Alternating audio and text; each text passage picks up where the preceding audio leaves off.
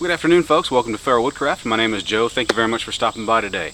Well, today I want to talk to you about a knife. Big surprise there. Well, this has been a knife that has kind of hung around for the last year or so, give or take, but I've had a ton of requests over the last 6 months especially. Say, when are you going to show that knife off, man? I want to know more about it.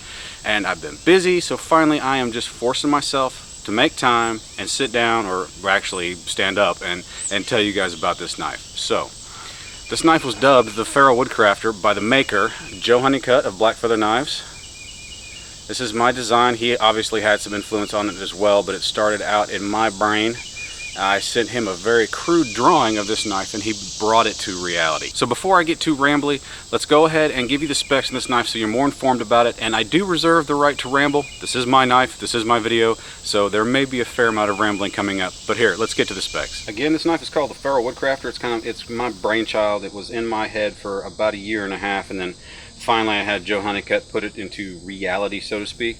The specs on this thing, it is 01 tool steel. Is an 1/8 inch thick. It has a 4-inch cutting edge. The actual handle is 4.25 inches. It is a Scandi grind with a minute convex secondary, or scandivex. It's a very minor scandivex. It's really thin.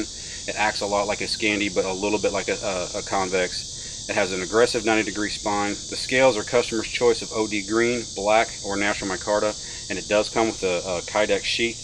Alright folks, well, the specs out of the way, you guys know a little bit more about the knife. Now it's time to tell you about my thinking, or the thought process behind the design itself. Basically what it is I took some of my favorite features from some of my favorite knives that I wanted to see all mishmashed into one and try it out and see how it worked. And honestly, at least in my opinion, very biased opinion, it worked out extremely well. You guys know I'm a firebug, and so this knife is specifically oriented for bushcraft. It will do all those regular bushcraft tasks that we all like to see from our bushcraft knives, but also it is specifically tailored towards what I would like to see in a specific firecraft knife. My idea was to take a Kephart and a woodlore style blade and kind of mix the two.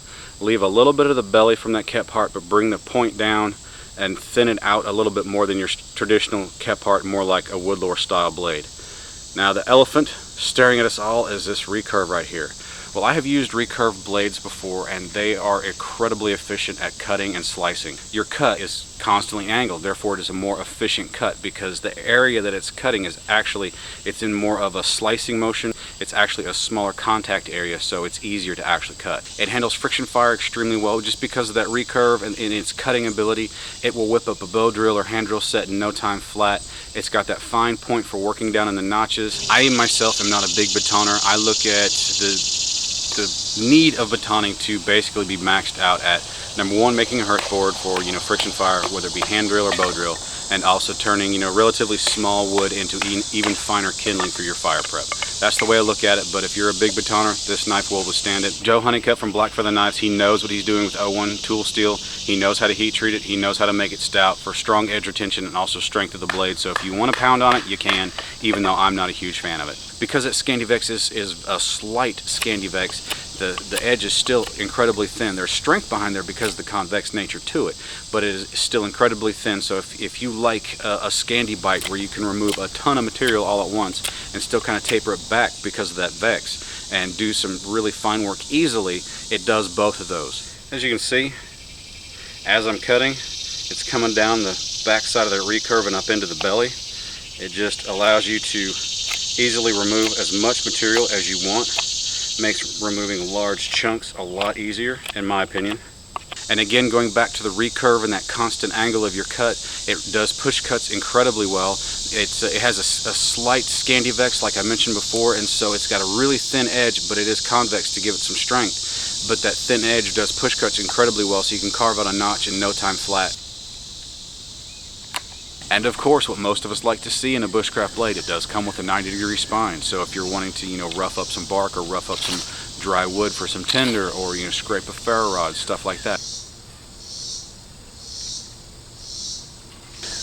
And going to the handle, this is my particular. If I had to choose a favorite style handle right now, this would be it. It's just a broomstick style handle tailored specifically to my hand, and so obviously I'm gonna like it.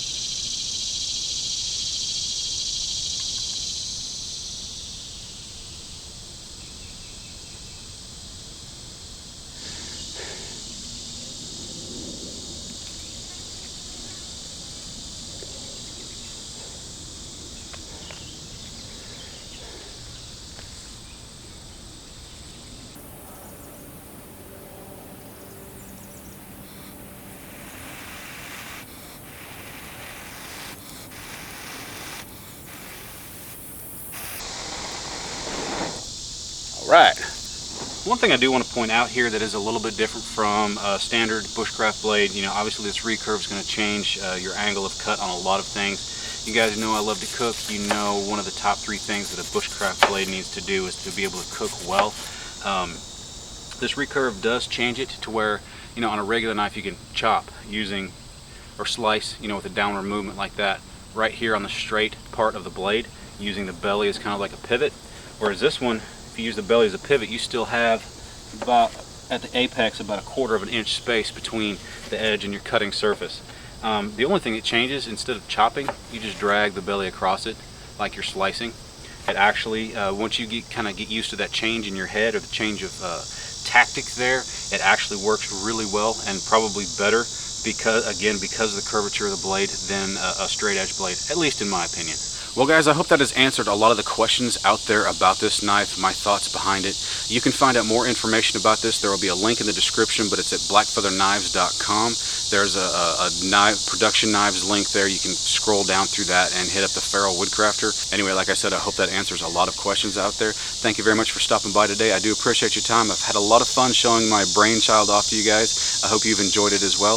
If you have, would you please go ahead and give me a thumbs up? I would appreciate it very much. Also guys, if you do me a favor and kind of share this with your friends, get the word out about what's going on my channel here, I would appreciate that. And as always folks, hit up that comment section. Let me know what you think of this knife. Let me know, you know, some design ideas for future knives, because I do have a version 2 in the works. Hopefully we'll be debuting that in the next few months. And also, if you enjoy content or videos such as this, there's a subscribe button right down here. I would appreciate it if you make use of that. Anyway, thank you again for your time, and I will see you next time. You guys have a great day.